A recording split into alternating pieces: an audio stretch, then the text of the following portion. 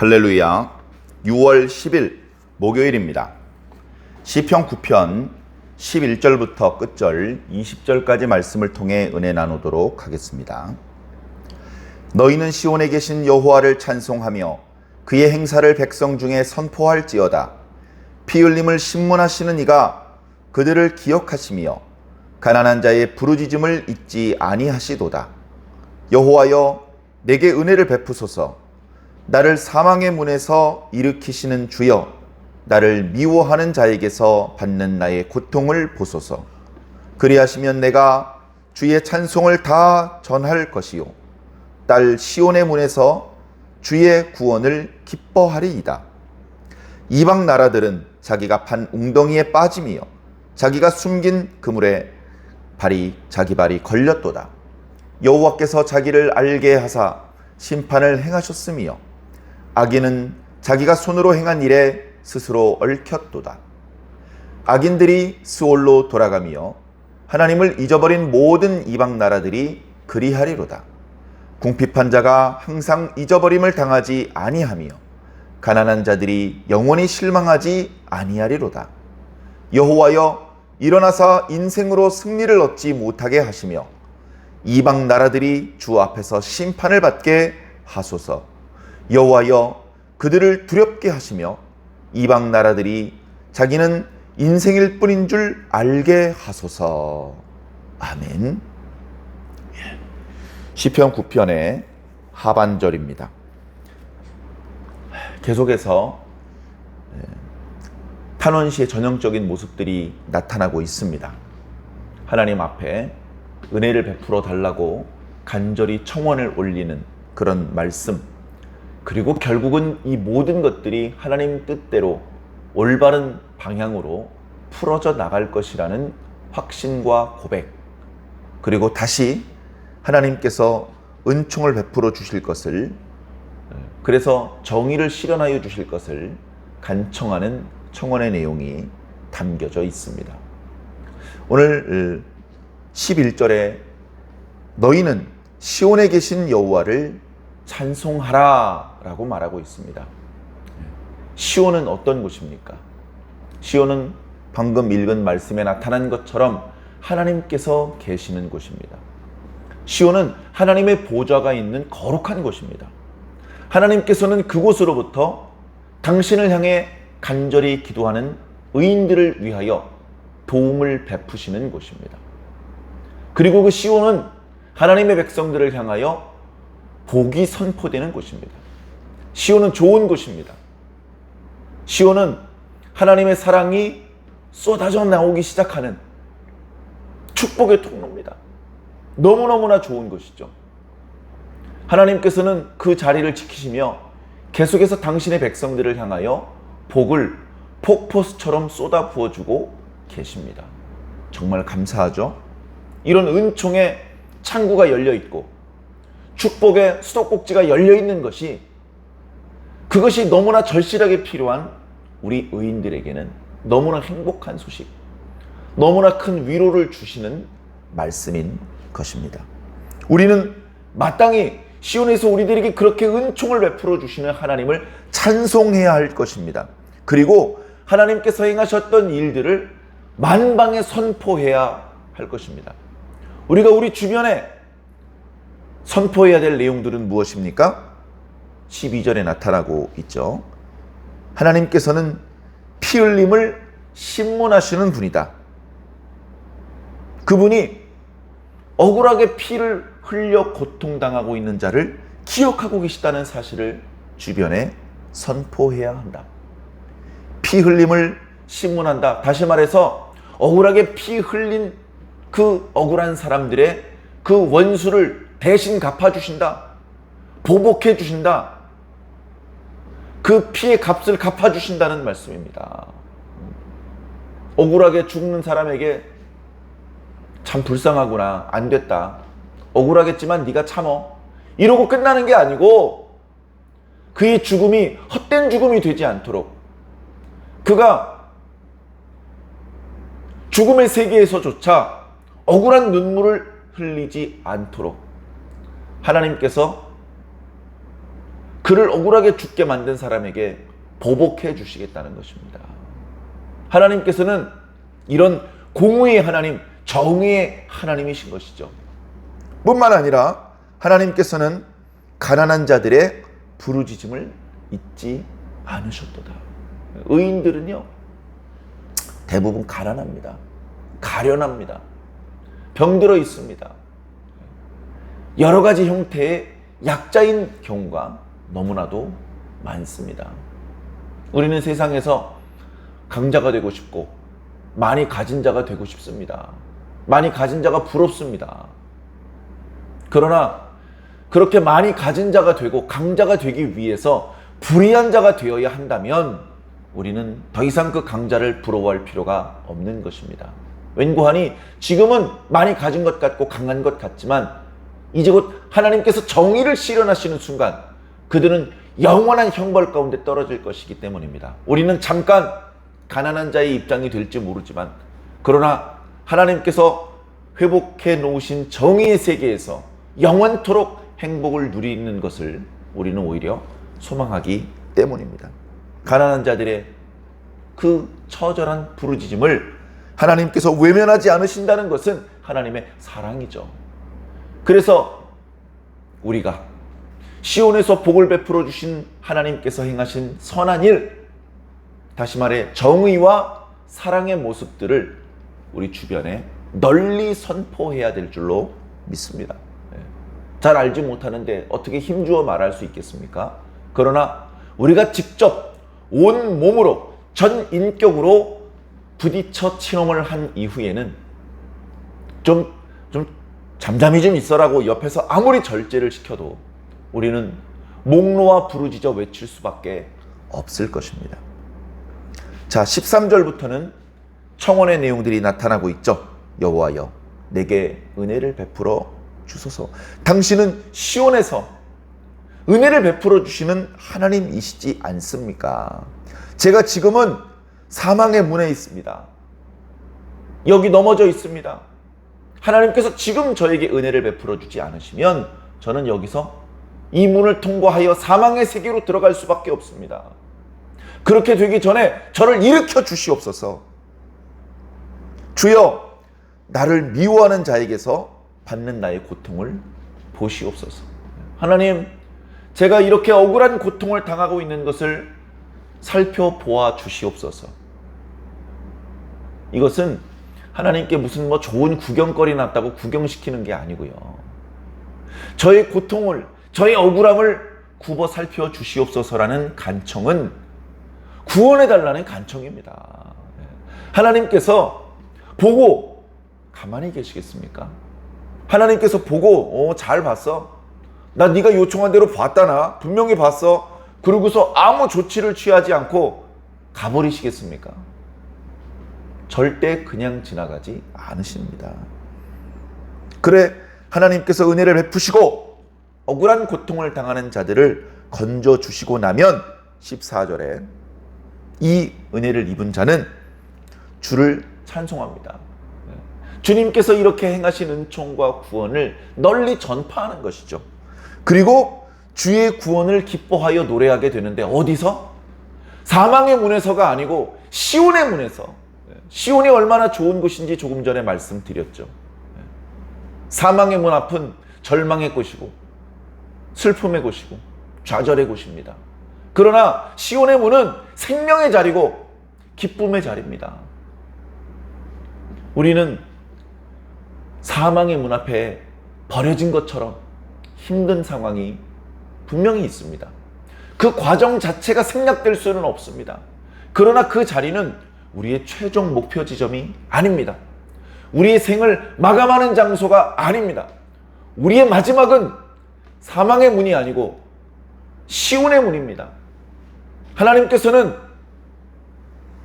가만히 내버려 두었다가는 당신의 의인들이 그 사망의 문을 넘어 사망의 세계로, 죽음의 세계로 들어갈 수밖에 없는 상황일 때에 그 의인들의 간절한 기도를 들으사 이 땅에 임재하시고 개입하셔서 결국 그 의인을 사망의 문 앞에서 시온의 문 앞으로 인도하시는 분이십니다. 우리들의 신앙은 이렇게 사망의 문에서 시온의 문으로 나아가고 있는 걸음입니다. 교회 오는 것이 그렇게 힘듭니까? 하나님께 나아가는 것이 그렇게 구차한 것 같습니까? 지진이 일어나면, 해일이 닥쳐오면, 산불이 번져오면 꽁지 빠지게 도망가지 않습니까? 우리는 그렇게 매우 급히 도망가는 것처럼 하나님을 향하여 뛰어가야 되고, 시온의 문을 향하여 달려가야 됩니다. 교회를 향하여 뛰어가야 되는 것이죠. 자, 15절에 하나님께서 정의를 베풀어 주셨을 때의 모습들이 나타납니다. 이방 나라들은 자기가 판 웅덩이에 빠질 것이다. 자기가 숨겨놓았던 그물에 자기 발이 걸릴 것이다. 이것은 원래 그렇게 되는 게 아닙니다. 원래 그렇게 안 돼요. 왜 그렇게 자기가 판 웅덩이에 빠지고 자기가 숨겨놨던 그물에 자기 발이 걸립니까? 하나님께서 그렇게 만드신 겁니다. 하나님께서 그런 방법으로 그 악인들을 심판하시는 겁니다. 16절에 보니까 여호와께서 자기를 알게 하사 심판을 행하셨다. 다시 말해서 하나님께서 심판을 행하시는 것은 당신께서 공의로운 분이라는 것을 알리시는 방법, 계시하시는 방법인 것입니다. 그렇게 하나님께서 심판을 베푼 이후에 사람들이 알게 되죠. 의인도 알게 되고 악인도 알게 됩니다. 무엇을? 여호와께서 유일하신 하나님이시라는 것을 알게 되는 것입니다. 그래서 많은 선지자들이 너희가 내가 누구인지 알게 될 것이다. 내가 여호와라는 것을 알게 될 것이다. 라고 말씀하셨던 것이죠. 악인은 결국 자기의 손으로 행한 일 때문에 그 일로 의인을 괴롭히려고 하려다가 자기가 괴로움을 당하게 되는 것입니다. 17절에 결국 악인들은 수월, 죽음의 세계로 들어갑니다. 의인들을 괴롭혀서 의인들을 사망의 문으로 밀쳐서 그 문을 지나 죽음의 세계에 떨어지게 만들려고 했던 악인들이 거꾸로 자기가 그 사망의 문을 지나 수월에 떨어지게 될 것이라는 말씀입니다. 그렇게 함으로 해서 하나님께서는 궁핍한 자가 항상 잊어버림을 당하지 않게 하십니다. 이 말씀이 참 시적이고요. 참 드라마틱한 표현입니다. 다시 말해서 궁핍한 자가요, 잊어버림을 당하는 순간이 있어요. 그러나 항상 끝까지 잊어버림을 당하지는 않을 것이다. 궁핍한 자가 잊어버림을 당하는 것 같아요. 고통의 시간이겠죠. 그러나 그 시간은 영원하지 않을 것이다. 반드시 하나님께서 기억해 주실 것이다 라고 말씀하고 있는 것이죠. 그리고 가난한 자들이 영원히 실망하지 않을 것이다. 다시 말해서 실망하는 시간들도 분명히 있어요. 실망하는 그 과정조차 생략되지는 않아요. 그러나 영원히 실망하는 것은 아니다. 반드시 하나님께서 개입하셔서 그 가난한 자들이 풍요롭게 해 주실 것이라는 것입니다. 놀라우신 하나님의 은총이 약속되어 있는 것이죠. 마지막에 또다시 청원이 나타나고 있습니다. 여호와여 일어나시옵소서. 인생으로 승리를 얻지 못하게 하여 주시옵소서. 유다의 아사라고 하는 왕이 전쟁을 할 때 매우 불리한 전쟁을 합니다. 전쟁에 앞서 하나님께 기도합니다. 사람으로 하나님을 이기지 못하게 하여 주시옵소서. 그 기도에 저도 이상할 것이 없는 전쟁에서 크게 승리하게 됩니다. 우연이 아닙니다. 재수가 좋은 게 아닙니다. 하나님께서 그 기도를 들으셨기 때문입니다. 감히 사람이 어떻게 하나님을 이길 수 있단 말입니까? 그러나 하나님께서 잠잠하시면 마치 사람이 하나님을 이기는 것 같은 상황이 연출될 수도 있는 것입니다. 그렇게 되면 하나님의 명예가, 하나님의 명성이, 하나님의 영광이 추락하게 될 것이며 하나님만을 의지했던 의인들이 낙심하게 될 것 아닙니까? 그렇게 되지 않도록 사람이 절대 하나님을 이길 수 없도록 하나님이 이겨주시옵소서라고 기도하는 것입니다. 이방 나라들이 주님 앞에서 심판을 받게 하여 주시옵소서. 여호와여, 그들이 하나님의 이름 앞에 두려움을 느끼게 하여 주시옵소서. 지금 하나님께서 나타나지 않으시니까 저 악인들이 마치 자기 때를 얻은 것처럼 큰 소리치고 하나님을 향하여 함부로 말하고 하나님의 백성들을 함부로 괴롭히고 있는데, 그런 말, 그런 행동을 함부로 해서는 안 된다는 것을 깨닫게 해주시옵소서. 그들이 하나님의 지엄하신 이름과 능력 앞에 두려움에 떨게 하여 주시고 자신이 저지른 어리석은 행동들을 후회하게 하여 주시옵소서.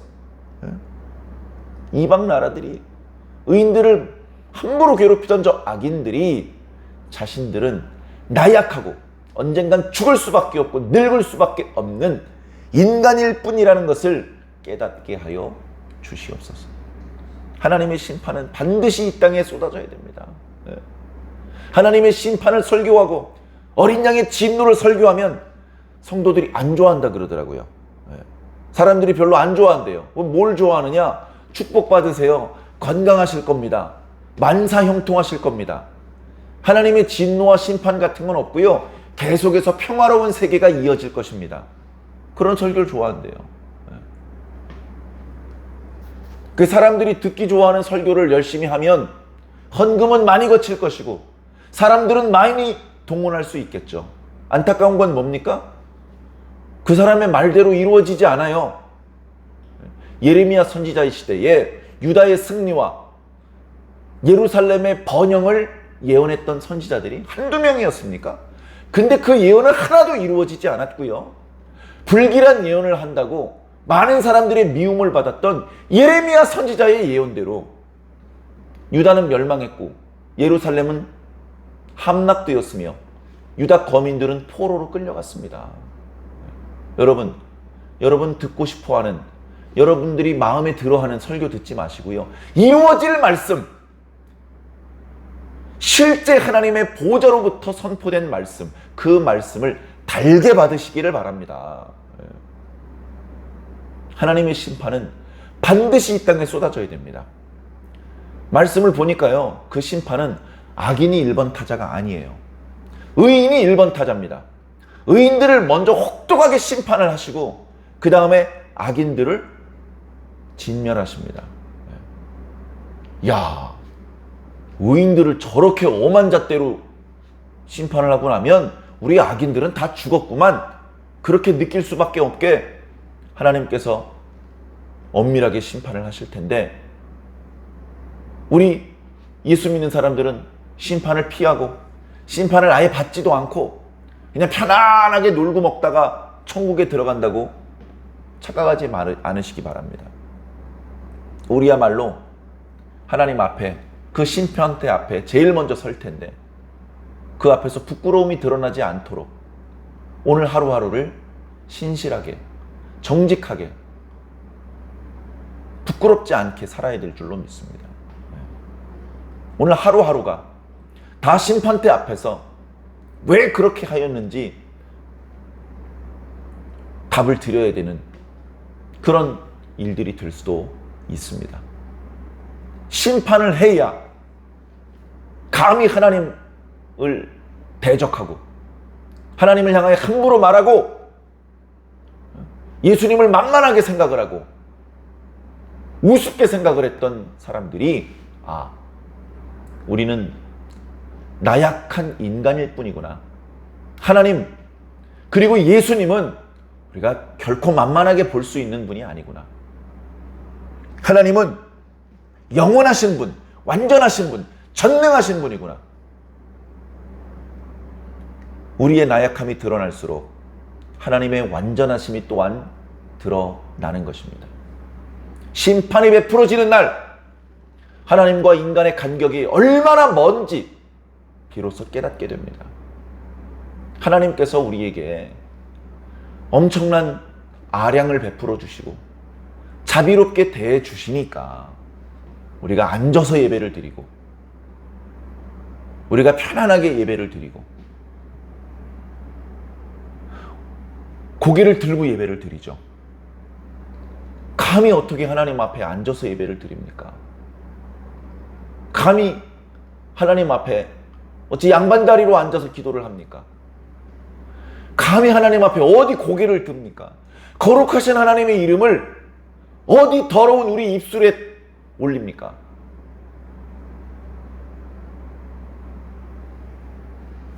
그러나 하나님께서 우리의 연약함을 아시고 불쌍히 여기시고 작은 실수를 눈감아 주셔서 우리는 편하게 하나님 앞에 나올 수 있습니다. 그러나 그런 하나님의 자비와 아량 때문에 하나님을 우습게 생각하고 하나님을 무시하고 하나님을 외면하는 그런 어리석음을 범해서는 안 될 줄로 믿습니다. 시편 9편 말씀을 통해서 우리는 하나님이 얼마나 크고 강하시며 높으신 분이라는 것을 깨달아야 됩니다. 그분이 그렇게 강하신 게, 그분이 그렇게 높은 분이라는 게 우리에게 조금도 불편하거나 손해가 아니에요. 하나님이 강하실수록 우리에게 유익입니다. 하나님께서 가장 높으신 분인 것이 우리의 희망입니다. 하나님께서는 그 강하신 능력과 그 높은 지위를 가지고서 우리에게 복을 베풀어 주세요. 우리를 도와주세요. 우리의 기도를 들어주세요. 우리의 세계에 들어와 개입하셔서 모든 부조리한 것을 정의롭게 바로잡아 주시는 것입니다. 궁핍한 자들이 계속 피눈물 나게 하지 않으시고 가난한 자들이 계속 눈물 나게 하지 않으시는 것입니다. 하나님을 찾지 않는 나라들은 멸망하겠지만 하나님을 찾는 자, 하나님께 피하는 자는 반드시 구원을 받고 반드시 승리를 얻게 될 것입니다. 사랑하는 성도 여러분, 오늘도 그저 어제와 비슷한 그런 평범한 일상이 될 수도 있겠지만 오늘도 눈꽃만큼이라도 하나님께 더 가까이 나아가는, 더 적극적으로 하나님께 도망하고 하나님께 피하는 그런 축복의 시간으로 오늘 하루를 보내게 되시기를 주님 이름으로 간절히 축원합니다.